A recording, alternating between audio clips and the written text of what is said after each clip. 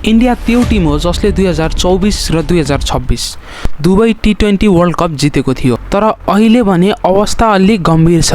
त्यही टिम जसले 300 रन बनाउने सपना देख्थ्यो आज एकपछि अर्को म्याच हार्दै गइरहेको छ। सूर्यकुमार यादव इन्डियाको त्यो क्याप्टेन जसले आफ्नो ब्याटबाट रन बनाउन नसके तापनि कुनै पनि सिरिज भने हारेका चाहिँ थिएनन्। क्याप्टेन चेन्ज भएर श्रेयस आए तर इन्डियाले पहिलो म्याच नै हार्न पुग्यो 34 रनले, त्यो पनि आयरल्यान्डसँग। त्यसपछि इन्डियाले आफ्नो सेकेन्ड म्याच पनि हार्न पुग्यो र यसरी इन्डियाले सिरिज नै आयरल्यान्डको हातमा सुम्पिदियो। हेर्नु, सिरिज हार्नु ठुलो कुरा होइन, तर सिरिज कोसँग हारेको छ त्यो चाहिँ एकदमै ठुलो कुरा हो। आयरल्यान्ड क्रिकेटमा इन्डियाभन्दा धेरै तल छ।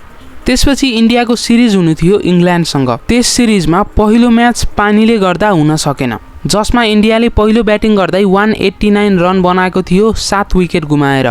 तर पानी पर्नको कारणले सेकेन्ड इनिङ भने हुन सकेको थिएन। तर त्यसपछिका सेकेन्ड, थर्ड, फोर्थ र फिफ्थ म्याच सबै इन्डियाले इङ्ल्यान्ड विरुद्ध हार्न पुग्यो। र यहाँ इन्डियाले हारेको मात्र थिएन, एकदमै ठुलो मार्जिनले हारेको थियो। सेकेन्ड म्याच 4 विकेटले 6 बल बाँकी हुँदा, थर्ड म्याच 125 रन्सले, फोर्थ म्याच 9 विकेटले 37 बल बाँकी हुँदै, फिफ्थ म्याच 56 रन्सले।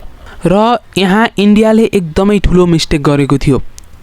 इन्डियाले आफ्नो त्यो प्लेयर जसले वर्ल्ड कपलाई सिङ्गल ह्यान्डेडली वर्ल्ड कपको लास्टको लगभग 3-4 म्याचेस जसले सिङ्गल ह्यान्डेडली इन्डियालाई जिताउन मद्दत गरेको थियो, त्यो प्लेयरलाई नै 3टा म्याच फ्लप भइसकेपछि ड्रप गरेको थियो। अनि इन्डियाले हार्नुको अर्को कारण टिममा जसप्रित बुमरा र हार्दिक पाण्ड्या नहुनु पनि हुनसक्छ।